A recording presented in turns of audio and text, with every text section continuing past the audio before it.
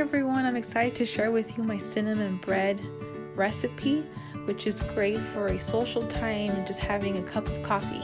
To begin with, you will need 2 cups of flour, 2 butter sticks, and then 2 eggs. For the sugar, you can have the brown sugar or the sugar cane, but I prefer the sugar cane because of the texture. And then you're going to be using about 1.5 cups. Don't go more than 2 cups or else it'll be too sweet.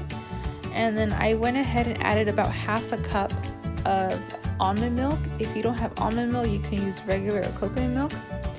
The point is to have that creamy texture, so when you do mix your ingredients. And you want it to be very doughy, so you might have to add a little bit more depending. And then go ahead and add about 3 squirts of the vanilla extract, and then 3 teaspoons of baking powder. And for the ground cinnamon, I do have the kind you have to sprinkle, so it was very hard to measure, but this is about how much I added. It's your choice of how much you like it, but you do want to see the specks in there. And then you're going to preheat for about 15 minutes, and in 10-15 minutes you will have your cinnamon bread ready to enjoy.